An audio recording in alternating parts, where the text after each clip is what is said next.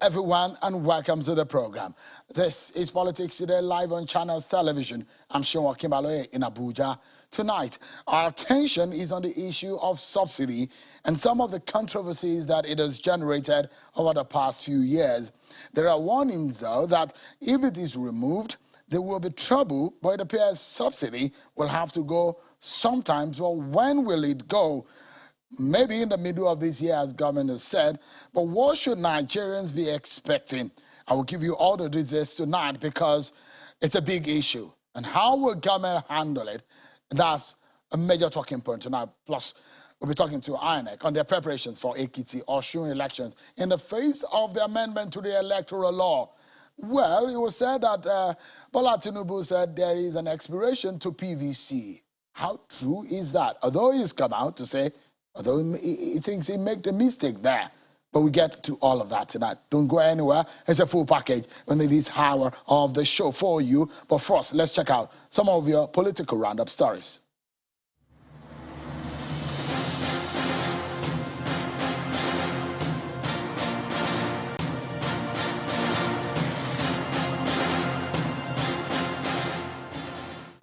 President Muhammadu Buhari on Thursday commissioned some roads and other infrastructural projects executed by the Governor Nasir El-Rufai administration in Kaduna and Kafanchan as part of the state government's urban renewal program. The president, who is on a two-day working visit to Kaduna State, commended Governor Nasir El-Rufai for committing himself to changing Kaduna, noting that the Kaduna State governor has been successful in that quest. The chairman of the Independent National Electoral Commission, INEC, Professor Mahmood Yakubu, is calling for a repeat of the professionalism displayed by security agencies during the Anambra governorship elections for the remaining off-season elections, as well as the 2023 general elections. The INEC chairman made the appeal at the quarterly meeting of the Interagency Consultative Committee on Election Security in Abuja. Professor Yakubu announced plans by the commission to activate additional 1,862 continuous voter registration centers. We are looking forward to activating additional 1,862 centers nationwide to make it easier for citizens to exercise their right to register as voters. The House of Representatives is to investigate alleged missing firearms and ammunition of the Nigeria police in excess of 178,000 since 2019. This is sequel to the report of the Auditor General to the Public Accounts Committee of the House. The report suggests that the arms and ammunition which the police claims to have purchased cannot be accounted for. The matter was raised by the Deputy Minority Leader of the House as a motion of urgent public importance owing to the state of insecurity in the country. The House is mindful of the worsening state of security, kidnapping, banditry in the country, and concerned that the missing arms could have found their way into the wrong hands. Fresh trial commenced today at Akwa Ibom State High Court 9 sitting in Uyo, Akwa Ibom State Capital in a 3-count charge bordering on publishing and announcing false electoral results brought by the Independent National Electoral Commission against Professor Ignatius Uduk, a lecturer in the University of Uyo. Professor Ignatius Uduk was engaged by INEC as collation and returning officer for SN Udim State constituency in the March 9, 2019 governorship and House of Assembly elections. As part of his consultation to fortify his chances of becoming the president come 2023, the leader of the All Progressives Congress and former governor of Lagos State, Senator Bola Ahmed Tinubu, has disclosed that his visit to the former military president, General Ibrahim Babangida, was to get his blessings. He told journalists after a closed-door meeting with the former military president at his uphill residence in Minna that there was no way he would visit Niger State and not pay a courtesy call and receive prayers. While responding to questions on why he visited General Babangida, he said, "If you restrict my visit to this house, that is it.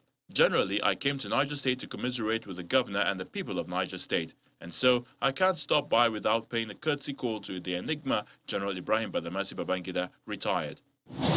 The Young Progressives Party, YPP, says it will take over power from the ruling All Progressives Congress in Ekiti State.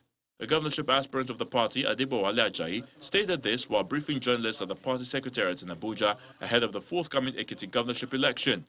Mr. Ajayi says the party will not engage in vote buying, but will mobilize the support of the people, especially those who have never voted before.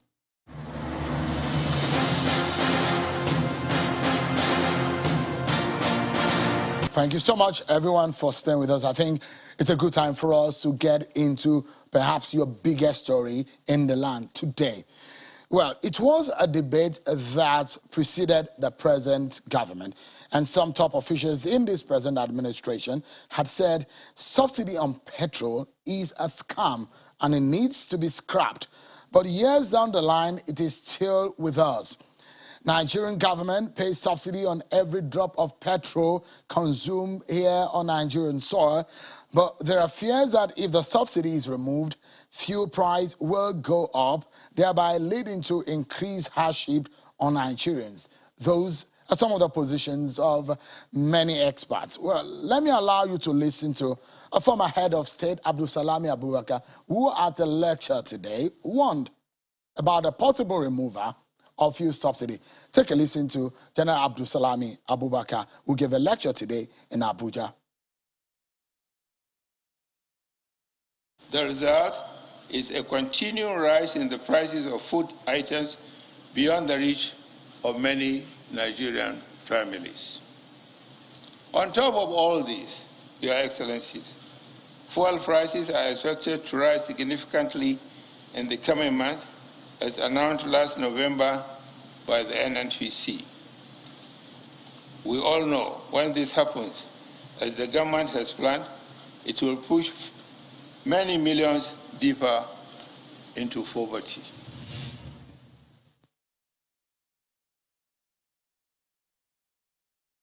Well, that is General Abdulsalami Abubakar warning about it and the possible implication of it. Now, the Senate President, Senator Hamid Lawan, visited President Buhari in the presidential villa a few days ago.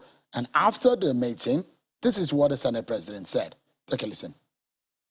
Many citizens were so concerned, our constituents across the country are very concerned that the federal government will remove the petroleum subsidy. And for us as parliamentarians, as legislators representing the people of Nigeria, this must be of interest to us. And we've just finished our recess. We had gone home to our constituencies and senatorial districts, and we felt the pulse of our people.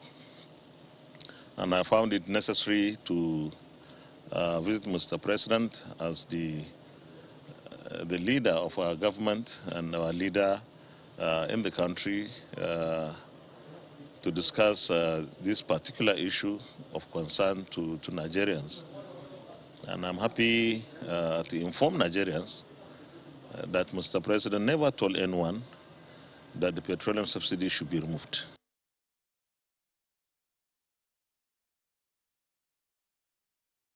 You heard the Senate President. But if the government its position is this, because he just left the president office when he spoke to journalists, and that is the position. That's what he said came out of that meeting. But let me remind you of what the finance minister told us on China's television. In fact, the petroleum minister also gave similar position on the state of subsidy in Nigeria. Let me allow you to listen to the finance minister. The Petroleum Industry Act, the PIA, that has been passed, actually has a provision that says petroleum products should be deregulated, which means there should be no subsidy of any petroleum product. So in making our plans, at least in the 2020 budget, we assume that this deregulation will take effect from the month of July 2022. And why? Because when the act was passed, the president said there will be a one-year time frame within which implementation will be made, moving from the status quo to the provisions of the PIA. So we assume that by June, we'll be able to exit fuel subsidy, and we have made provisions only up to June in the budget for fuel subsidy.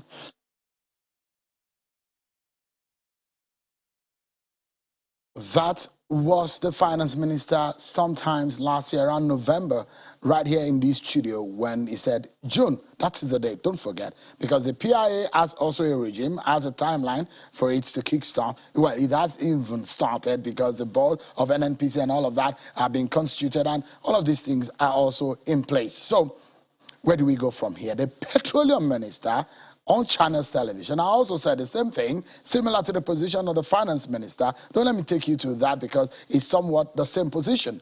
Let me take you to what the governors are saying. The chairman of the Nigerian Governors Forum, Cardiff IME, earlier today, also gave a position on the issue of subsidy. I'll allow you to listen to what the governors' positions are. The forum also discussed the issue around petroleum subsidy and concluded to engage the leadership of the Nigerian Labour Congress and the Trade Union Congress on how best to address this issue without causing any disaffection, but with a view to salvaging the Nigerian economy for the Nigerian people. For us at the forum, it is a matter that is a going concern. We don't have a definitive issue on it because it's left to the Petroleum Industries Act. You heard me earlier. It is not for us. NNPC is now a private company, and the company should decide what it wants to do with the price of its products. It shouldn't really be the business of governors, really.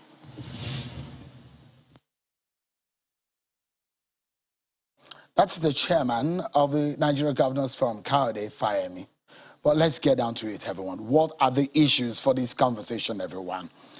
Should subsidy go? That's a big question, isn't it, on the issue over this matter? Well, another big question is if it is removed, what are the effects of its removal? If government says that it will go, when they say that it's June, their pressure mounting on government whether to keep it or not. Is the government in a fix? Okay, these are the issues. But what are the bottom line? The bottom line for us here on this matter is that, well, how do we deal with the elephant in the room, the burden of subsidy, to go or not? Let's get to it, everyone, shall we?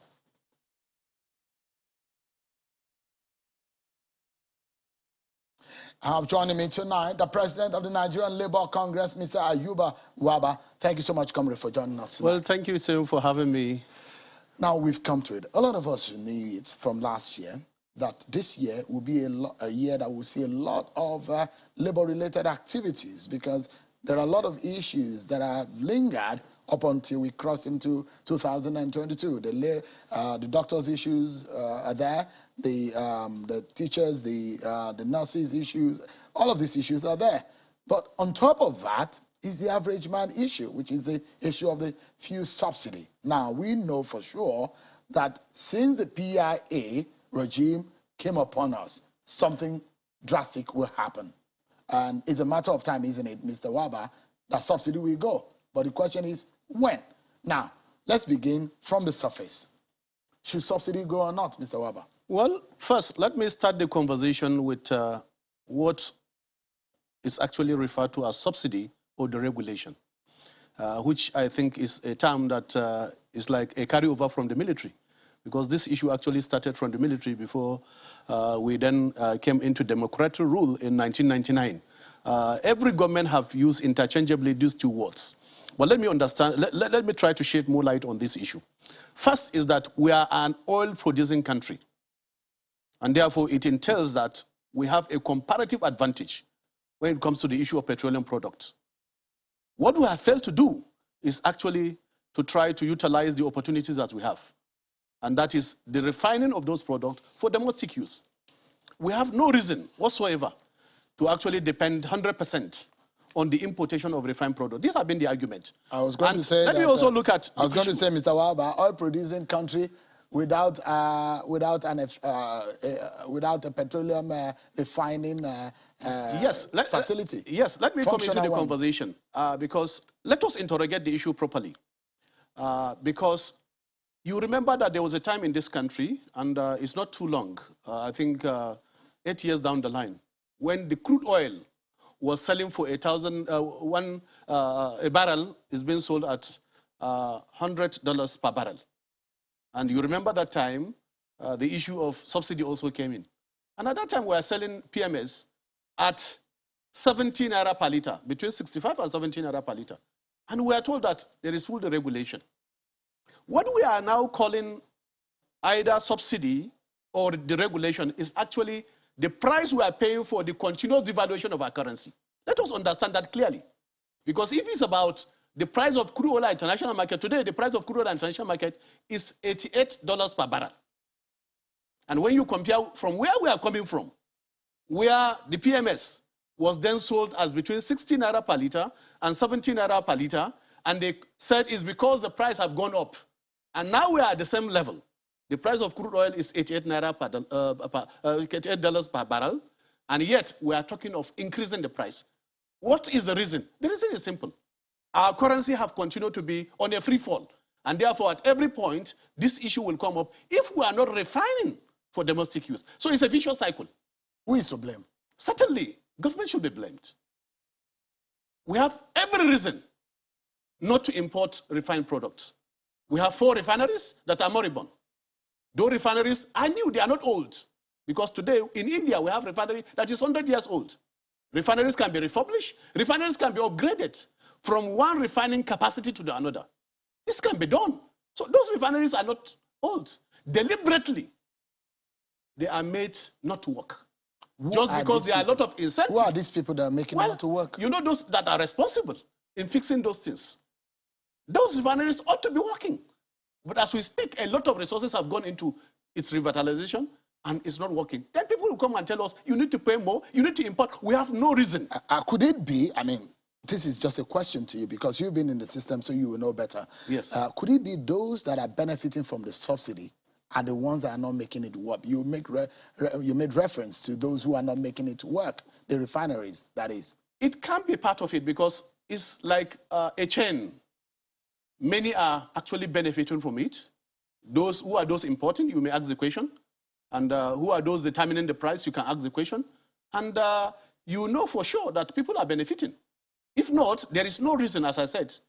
And this is issue that Labour have engaged for the past 20 years. We have engaged the issue. We have provided solutions of what can be done. So now understanding what are some of the solutions, Mr. Wabba? One solution clearly is about having a refining capacity. We must be able to refine product for domestic use. And that is what most OPEC countries are doing. We shouldn't rely 100% on importation of PMS and other petroleum products. One, we are exporting our jobs.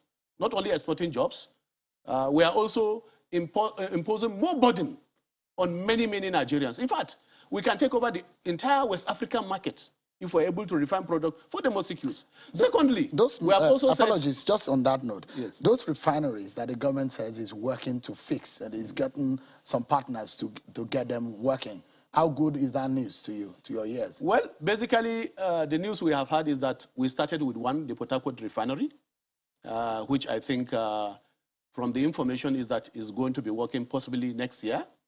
And yet we are not yet there. The 3 are still moribund. But also, if you remember, the issue of the refineries have been on for a very long time. Each government will come and say, I will fix it. And at the end of the day, it will not be fixed. For the same reason we have mentioned. Take the issue of modular refineries. In fact, modular refineries can actually address the perennial issue of shortage of gas, diesel, and also bring down the price. But you can see that the price of diesel have also continued to go up. That's why the price of food items or food or agri-products will not come down because transportation is really high. As of today, I was discussing with the transport sector, and they said diesel is almost going for between 314 naira per liter to 216 naira, depending on where you are buying. And therefore, it will make transportation so expensive. And therefore, cost of goods and services that will also depend on transportation, those costs will be built into it. So those are the issues. Those are the challenges. Let me ask you, because there's a confusion. How much of petrol do we consume in this country? Well, do we know? That is also part of the confusion. And that is why we have said that the inefficiency that is in the system should not actually be transferred to consumers to continue to bore. That is a question. At a time, DPR informed us, and Nigerians can actually track that to say we are consuming about 38 million liters per day. And suddenly I think NNPC come up and say, well, we are consuming about 102 million liters per day. And they said this is because a lot of the products are being smuggled across the borders. And we made just a simple calculation. If you are to look at the gap between 38 million liters and 102 liters, it means that on daily basis, 200 trucks will be smuggling products across the country. And this is an issue we have interrogated in the past. We have given also recommendation. The best, first we said, can you build refineries around those borders so that we can also take comparative advantage of all the neighboring countries and we'll be selling. And that was agreed, but to date, nothing has happened. So basically, you see, if you look at the issue clearly, there is no transparency. And therefore, the issue of even how much we consume per day is still a mystery. Right. And this is not rocket science. It's something that can be found out and something that we can work on. Because as I said, the issue of subsidizing for the people is not certainly an idea that is bad. As we speak, 58 countries around the world are still subsidizing energy, including the United States. So it's not a bad idea, but it's to look at empirical data. Is it actually true that we are consuming even this amount of PMS and other products that we mentioned? The obvious fact that it is not transparent and nobody can say it's true. Pre-2012, when we had the fuel subsidy protests in Lagos and it was a very major one for the government of the day at the time, this question has been asked, how much do we consume? Before I get into, because we've laid a premise, but what we have seen that has happened is it looks so much that the government seems to have changed their position quickly in the last few months. In the last few months, the government has said, subsidy we go. Few days ago, they say it may not go. What do you make of that discordant tune? Well, simple. Any leader that will feel the pulse of the people at this point in time will know the implication of price hike. I don't want to go into this issue of whether subsidy or deregulation is price hike. We should come out clearly to say that the impact of the regulation or what we call subsidy, the impact of it is that there will be price hike. And already figures have been mentioned. So the implication is that ordinary Nigerians are already imagining if the price goes up from the current price of 163 to 165, what will be the implication? It's spiral inflation. That has been the major reason.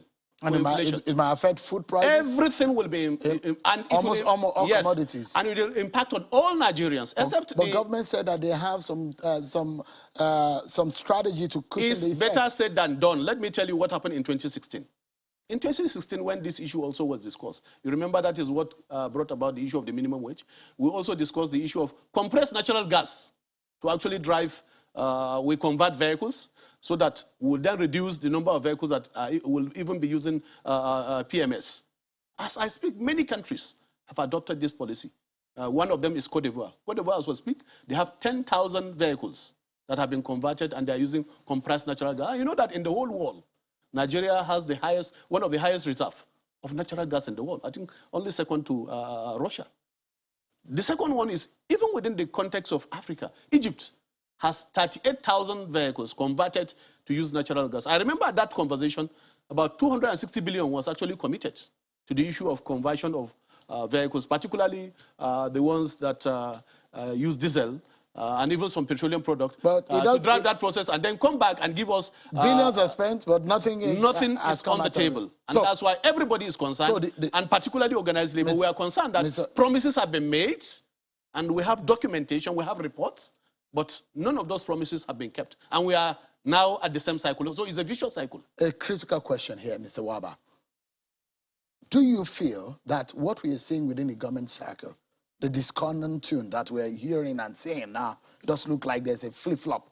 Well, now, the question is, could it be the pressure of the fear of the effect of removal of subsidy that is making some persons in government to be flip-flopping? First, it's about the policy. I can say emphatically, and we have documented that they are agents of the neoliberal forces that are actually pushing some of those policies, so that we'll continue to import. We shouldn't think inward to think of refining products, and therefore they will be the major beneficiaries.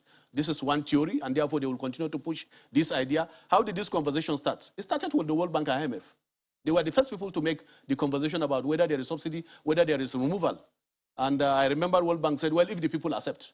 And subsequently now you have played the clip of how the Minister of Finance came in to say, well, we are going to remove subsidy. Even the PIA you mentioned, our position was very clear at the public hearing. All organized labor, our position was very clear. What needs to be done? You need to actually strengthen refining capacity. So the third angle of it, which I think is very critical, is for us to know the impact of this policy, which is what I think many Nigerians, and including those that have spoken, including the Senate President. Senate President is a leader. He is connected with his constituency. He has gone to actually feel their pulse and the implication of the policy, because there is a policy pronouncement that was made. And I can tell you that before that policy pronouncement was made, Labour was not consulted.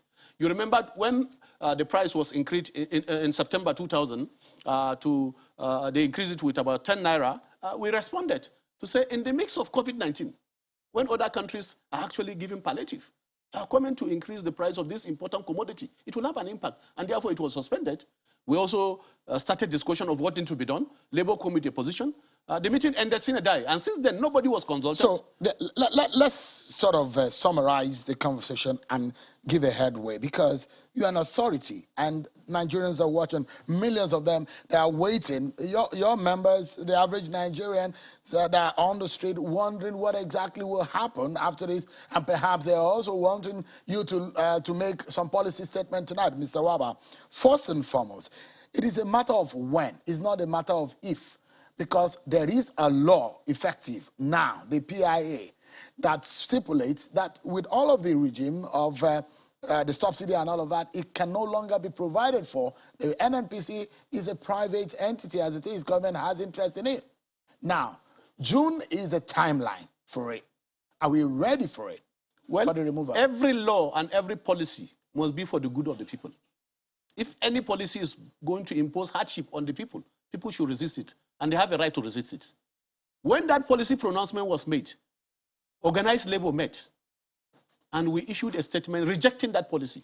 To say if the policy is about continue to import, and then in the name of subsidy removal, hike the price, which will then make life unbearable for average Nigerians, particularly those in the majority. Because I tell you that 90% of Nigerians will be impacted with this policy. But the debate is that the percentage of those who benefit directly from the subsidy on fuel is not even more not even up to 55%. That is not correct. That is people that are not actually connected with the people. That has no empirical basis. Those who use vehicle, and let me give you example. Let me give you example. It's not only those that use vehicle. If you are a tailor, you use a small generator, I pass my neighbor, you will be impacted.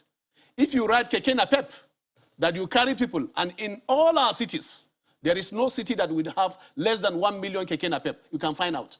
They are our members, we know. They will be impacted. If you ride motorcycle, you will be impacted. If you have a car, you will even be doubly impacted.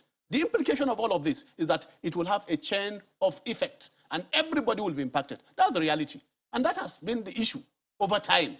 This has been well documented. So the idea of saying either 40 million people or 10 million people will be impacted, that is not correct. There is no empirical basis to actually point at this. And those are issues that we can argue. All right. Issues also we can defend. We'll take a breather, but I have two more questions, two quick questions for you when we return from the break on our closing moment with you, Mr. Waba. Stay with us. We'll take a moment, everyone on the program, but when we return, Mr. Waba will be giving us his closing thoughts on this issue of subsidy. Then we will have Mr. Festus Okoye, INEC National Commissioner, to speak to us on the Electoral Act Amendment Bill and some other issues on the future of Nigerian elections. Plus, can your PVC really expire?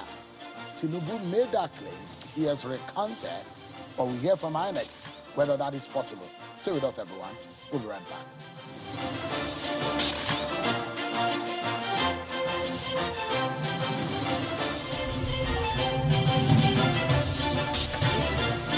Thank you so much, everyone. The subsidy removal matter takes our ultimate attention tonight on the program. It's on the front page of our program, and that's where we're discussing it. Mr. Ayuba Waba is the NLC president, the Nigerian Labour Congress president.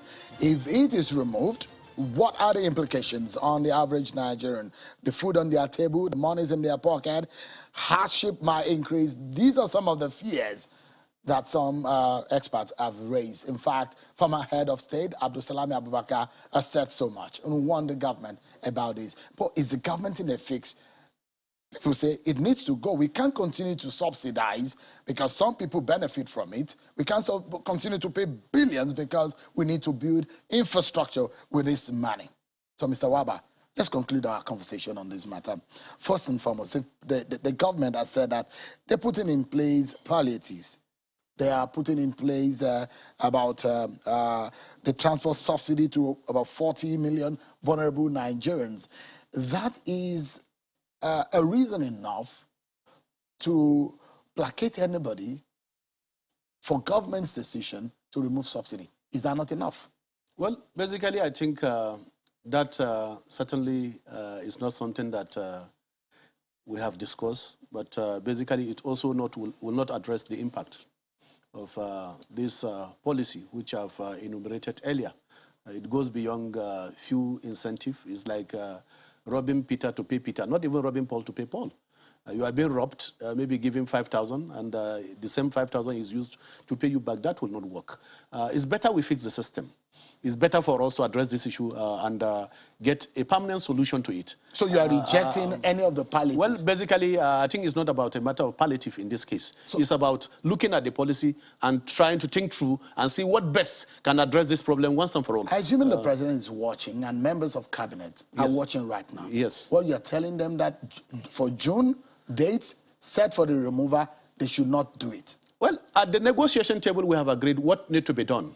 First is, if the issue of the regulation or subsidy removal is based on the issue of importation, Labour said we are not part of that conversation because we cannot actually have a policy that is based on importation. So on fix refinery first. Yes, first. Let us refine locally before you remove. Yes, let us see that what will not happen this year. It may only happen next year. That's practically. Maybe we have one refinery that will work, but Dangote refinery open to commence work. That's not government refinery.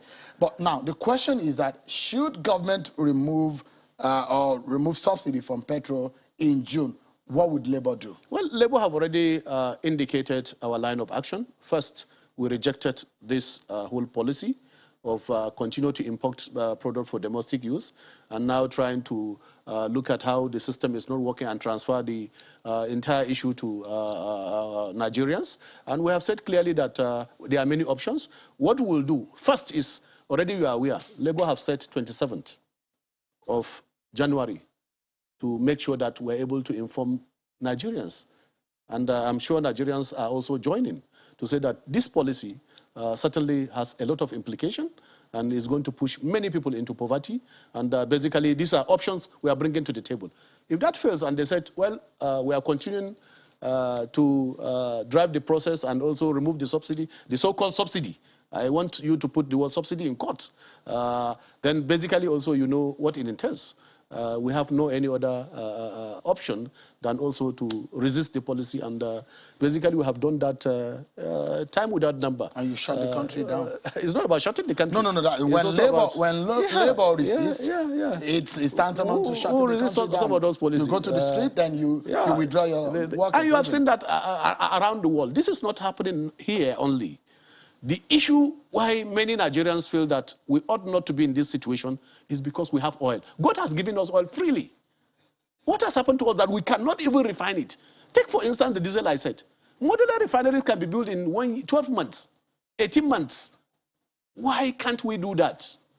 The so-called subsidy money you are talking about, if we interrogate it carefully, I'm sure that it will not be what they are quoting, 260 billion per month, because of the incoherent figures that are actually before the public. Those are the issues. So basically, it's about life and death for us, those on fixed wages. In 2016, they promised a minimum wage will be implemented. Everybody will be paid. As I speak to you, 6 states have not even started. It's part of the agreement. So when you say we'll now agree about the palliative, in 2016, we also discussed palliative. 500 billion was earmarked for palliative, including housing, including the issue of transportation, to make sure that these things are not in place. And therefore, it goes beyond promise. It's about now looking at the issue. And importantly, that the whole world is now in a very precarious situation. Many workers have lost their job. Those on fixed wages, their salary cannot take them home. That's the reality. Mr. Waba. So in this complex issue, if we compound it with the price hike of PMS, it then means that many people will go to their graves early. So it's better we then try to also resist the issue and make sure that people are safe. Mr. Ayuba Waba, the president of the Nigerian Labour Congress, thank you so much for coming tonight. We've heard a lot of the government side to this, and we're hoping that we will get their reaction to the position they have given tonight on the program. Thank you so much, Mr. Waba, for coming. Well, thank you very much for having me. I think we'll do the needful to try to make sure that we also don't put all of us, many Nigerians, into jeopardy. I think it's high time we look at the issue and address it. All right, thank you so much. That's some kind of engagement with government. That's what you are talking about. Well, basically, I've told you that the engagement ended sine die because it goes beyond one arm of government. It's something that needs to be driven holistically. All right. Because all the tiers have responsibility. It's not that, I remember that the platform we had, everybody was there. So basically, it's about doing the right thing at the right time. Right. We don't wait until... And maybe the sincerity of government. And the sincerity of purpose. Those are the issues. Thank you so much, Mr. Waba. We switch gears now, everyone, and we move on to our next topic. But I'll allow you to listen to the chairman of INEC for 3 days now. INEC has been meeting with stakeholders. Security today, yesterday, it was political parties, and they had also with CSOs. Let me allow you to listen to the INEC chairman. Then we'll bring Mr. Festus Okoye on the program on some of these issues. No doubt in my mind. The INEC chairman starts by appraising the conduct of the elections, soliciting for the cooperation of security agencies for future elections, starting with the FCT Area Council election. All forthcoming polls, including the 2023 general election. Our responsibility is to protect the process, to guarantee its integrity, while leaving the outcome of election to voters to determine. The continuous voter registration exercise has now entered its third quarter. I want to assure Nigerians that we are aware of the constraints experienced by many citizens in reaching the 811 designated centers nationwide to register. Some of them are separated by considerable distance from the places where they reside. We are looking forward to activating additional 1,862 centers nationwide to make it easier for citizens to exercise their right to register as voters. The INEC chairman, Professor Mahmoud Yakubu. INEC is obviously looking forward to the passage of the Electoral Act. The mode of primaries and other issues raised. The Ekiti and Osun elections are just months away. The timetable of the schedule has been released. We got to speak with INEC, but what are the issues now? Let's take a look at some of the issues that we'll be engaging INEC on tonight. As INEC aware the amendment of the Electoral Act, what effect does it have on the process? Can your PVC really expire? Plus, Ekiti and Osun election are here with us. The controversies, what is INEC doing to deal with these? What then is the bottom line of this conversation, everyone? Is INEC ready for the big election year? These are some of the issues for discussion. I have joining me now Mr. Festus Okoye. He is INEC National Commissioner in charge of publicity and voter awareness. Thank you so much for coming. Yeah, thank you so much. Let's take the little issues off the table so that we can deal with the big issue. Can a PVC expire? Bola Tinubu seems to have made a mistake. He made that claim when he was speaking to some women and asking them to come out. But there is a statement from his office that he mistakenly used the word expire instead of saying updated. That was a statement released from Bola Tinubu's office. But in truth, can a PVC expire? Well, as far as the commission is concerned, all the PVCs that have been issued are valid and subsisting. And as you also are aware, the commission is engaged in a transition. We've transited from the smart card reader to the BVAS. Now, previously, all the details of the registered voters were on the permanent voters card. But we have transited to the BVAS. Now, what happens is that the data of the registered voters are uploaded onto the BVAS. So the data is stored in the beavers. So the data of the registered voter resides in the beavers. So what happens is that when a voter gets to the polling unit, the presiding officer does a couple of things. One, the presiding officer may use the VIN number in the permanent voters card to call up the voters' data from the beavers itself.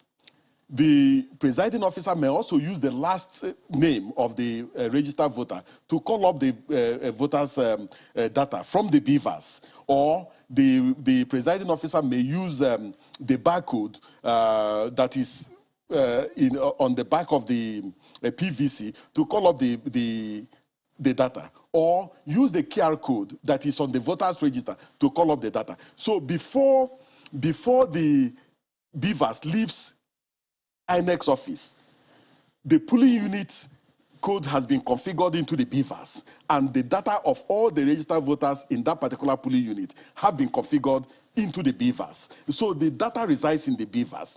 So the implication is that our permanent voters cards have not expired, and all of them are subsisting. What we ask the voters to do in all the press statements the chairman has issued are basically 6. 1, those who have attained the age of 18 and above, who have not registered before, have been asked to register, if they so desire. 2, people who want to move from one state to the other, or from one local government to the other, who want to move their registration from one state to the other, or from one local government to the other, or from one registration area to the other, are free to do so. The third is that those whose PVCs have been defaced or who have lost their PVCs can apply for a replacement. Those who want to also review the data on the information relating to their PVCs, maybe there has been a misspelling, there has been one challenge or the other, can also do that. And those who want to collect their PVCs or who want to know the status of their PVCs are also encouraged to do that. So these are the things we have done. But in terms of persons who have previously registered going to go and register again, that does not arise.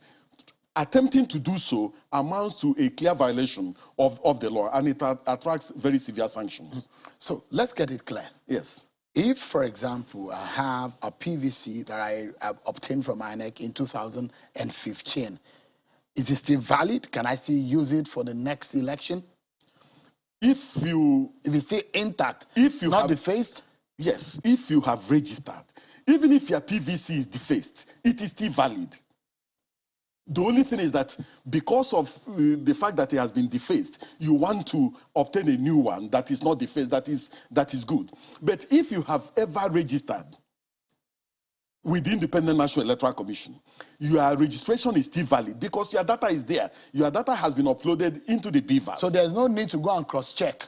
Can we cross-check the data of any voter on your website? Oh, definitely. You can cross-check. How do you do that? You just log on to the, the commission opened a portal where even newly registered voters can do their pre-registration before going to go and capture their biometrics at our in any of our offices. Now, in that, the platform gives you options.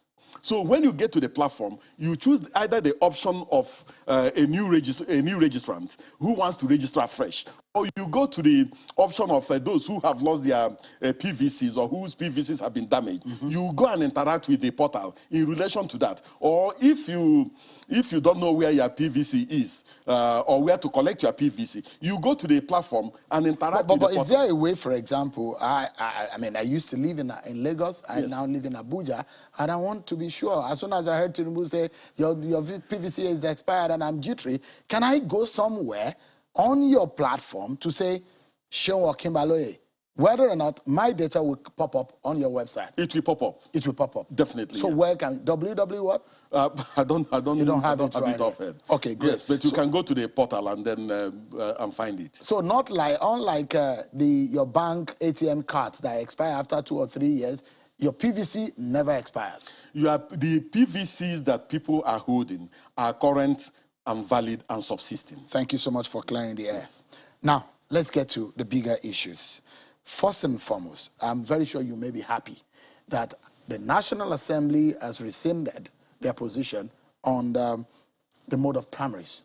Now, it does look like we're headed somewhere.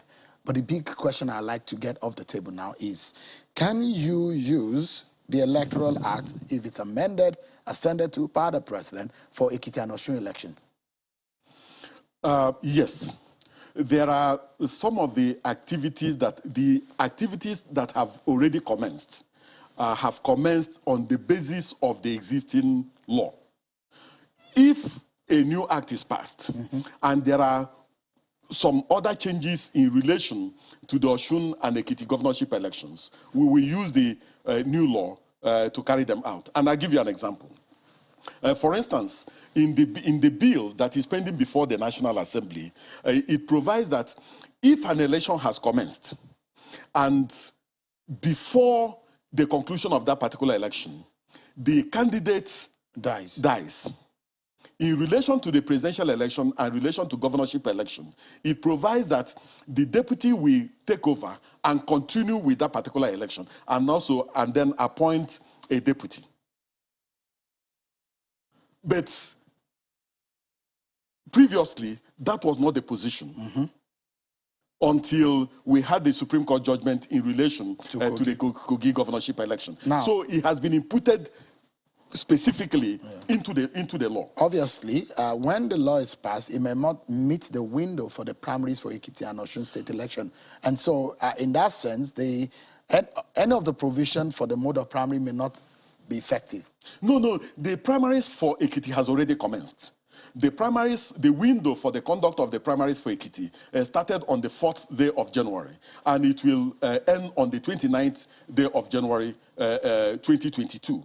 So in relation to the mode of primaries, the primaries in relation to Ekiti has already commenced, and we cannot turn back on that. So the Electoral Act will not be effective in that respect? No.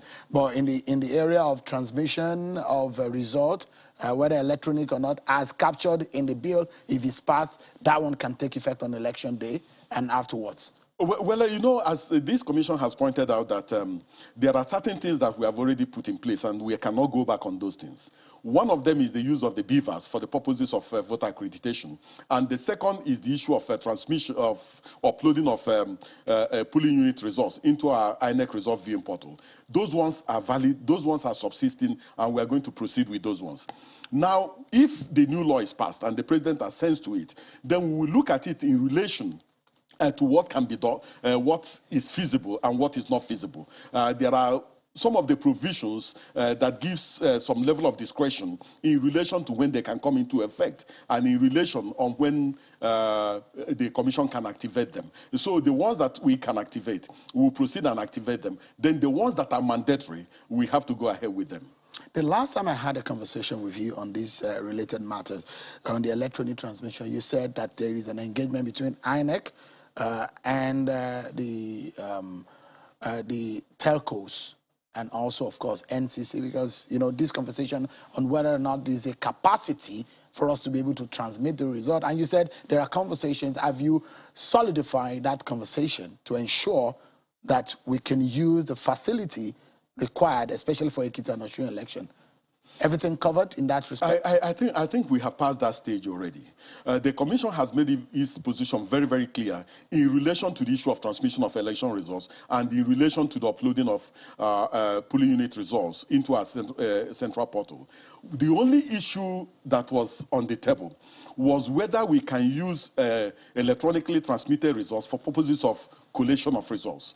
And that was the only thing that was on the table. And we said that there are a few impediments embedded in Section 63, 74, and other related provisions of the Electoral Act that needs to be removed to enable us electronically collate results and make a declaration and a return based on those ones. So those ones were the only issue. The issue of whether we have the capacity to transmit results of elections electronically is no longer on the settled, right? Yes, it's settled. So as that area, those portions, have they been fixed in the new bill, in the bill that has been worked upon? Yes. They are being fixed? Yes. So if this bill, it does look like a document that will equip INEC effectively, is it? Well, I think we are happy with some of the provisions in the bill because during the public hearings, we were part of the public hearings. We participated in the technical sessions relating to the bill. There are so many aspects of the bill that emanated from the Independent National Electoral Commission, and there are also aspects that emanated from members of the House. But I think that the Commission got at least 60% of some of the provisions or some of the recommendations we made to the National Assembly. So everyone in INEC might be happy with the bill if passed. It will make your work better. Yes. So let me ask you, because this is one thing that I know INEC don't like to talk about, but we know that it has messed up our elections in the past. It has to do with the approvals of money. Yes. For Ekiti and Osun. Yes. Has the money been approved? Have they been released? Well, approval is different, release is another thing. I know that in relation to the governorship election in Ekiti and Osun, the Commission has the funds to run those elections. I know you don't like to shake tables, but in truth, come straight with Nigerians tonight. Do you have, as the funds, when you say, I've heard this before, and you know, off the camera, you say, look, there are a few things that you don't want to say, but eventually things happen, and elections are being messed up. Do we have the releases for Ekiti and Osun elections? Or Ekiti comes first, isn't it? Yes. Are we guaranteed that we are good to go for Ekiti? Now, you see the way our elections run is that they run in phases. We are now in the pre-election phase, and then we get to the election phase, and then the post-election phase. In relation to these two off-cycle elections, funds will not be a problem for the Commission. The President gave that particular guarantee, and we are proceeding at least with the election. So funds will not be a challenge in relation to these two elections. Funds will not be a challenge. Mr. Okoye. You also realize that under the law, there's what is called the INEC fund. So when there's a challenge, when there's a problem, when releases are not coming as at when due, we can fall back on the INEC fund and run a particular process before the releases come. I always have my ears to the ground. And before I ask that question, there are reasons why I asked the question. And we are hoping nothing goes wrong, because we have seen in this country where funds were released 2 weeks before an election, and you were printing ballot papers outside of the country, and you were trapped. Reasons why we had delayed an election. And that's what I'm asking. We want to help, Mr. Okoye. If there are problems with funds, come straight with us so that Nigerians can know. No. And those who are in charge can be able to release the funds. No, we will definitely do that. But you were political with the language. No. Funds will not be a problem. Nobody is saying funds will be a problem. Yes. But in the past, we've seen that funds that were not released. Oh, that is true. And that is why, if you look at the new electoral bill, it makes it mandatory that funds for the 2023 governorship general election must and shall be released to the Commission at least 12 months before the election. So I think that the bill is quite progressive, and we are confident that even if the bill is not passed, that the presidency and the National Assembly and all the people involved have seen the way Nigerians, the mind of Nigerians are working, and release the funds meant for elections on time to enable us prepare well. I'm totally out of time. This is above my pay grade, but I will risk it. I just have 30 seconds to go. And I want to ask you, CVR, the continuous voter registration for 2023, when will it resume across the country? It's ongoing. What we are trying to do is to devolve further to either the registration areas or to the remaining places where we have not devolved. But we are discussing with the security agencies in relation to devolution. And we are hoping that we can roll out and roll back depending on the security situation in each state of the Federation. Mr. Festus Okoye, so much to unpack, but I sincerely thank you for some of the information that you have given us tonight, and it probably helped. We do hope to see you back here some other time. Thank you so much, Mr. Festus Okoye. I appreciate this opportunity. Thank you so much. But that's our show for tonight, everyone. I hope you had some good time listening to my guest tonight. Thank you so much, everyone, for watching. I'm Sean Kimale. Bye for now.